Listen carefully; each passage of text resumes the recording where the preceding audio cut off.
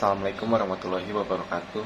Saya Dimas Hari Wicaksono, NPM 201063107000. Pada kesempatan kali ini saya akan memberitahu cara 4 lompatan. Yang pertama itu ada lompat tinggi untuk awalan, menghadap palang lompat tinggi, lari kencang sembari mengatur ritme untuk melakukan tolakan. Yang ketiga panjang awalan 8 langkah untuk 4 langkah akhir lebih lebar dari 4 langkah awal. Untuk tolakannya saat melakukan lompatan, tolakan menggunakan kaki yang terkuat. Langkah terakhir lebih besar dengan sikap badan ikut mendorong mengangkat kaki. Ketiga, ayunan kaki lebih tinggi daripada kepala sekaligus bagian tubuh pertama yang melewati mistar. Untuk melayang, saat kaki mulai melewati mistar, posisi kaki seperti kangkang gitu. Lalu tangan, kepala, dan perut diusahakan satu garis atau sejajar ketika di atas mistar. Untuk mendarat, bagian pertama yang menyentuh matras pendaratan yaitu punggung. Selanjutnya yaitu lompat galah. Pertama adalah mengambil ancang-ancang. Awalan harus cukup panjang agar dapat mencapai kecepatan maksimum pada waktu menumpu. Posisi badan harus dikontrol agar pada waktu menancapkan galah dapat tepat sasaran atau tidak meleset dan kaki dapat menginjak tumpuan dengan tepat. Lalu galah harus dipegang kuat. Yang harus diperhatikan adalah mengambil jarak yang cukup lebar agar memperoleh tumpuan yang kuat saat mengambil lompatan. Ketiga, gerakan menancapkan galah langsung ke arah depan dengan menggeser galah di tanah. Keempat, tancapkan galah pada jarak 3 langkah sebelum menumpu. Kelima, galah menancap sejajar garis sehingga ujungnya dapat berada di bawah kepala atlet pada saat melompat. Yang keenam, kaki tolak atau tumpu ada di bawah tangan atas.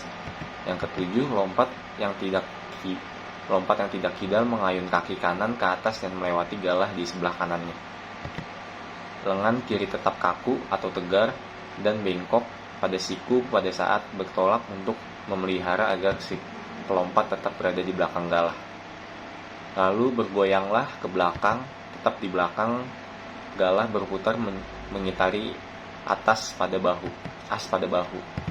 Usahakan kaki diangkat jauh tinggi di atas kepala sebelum berputar dan tunda perputaran sempurna sampai galah menjadi lurus.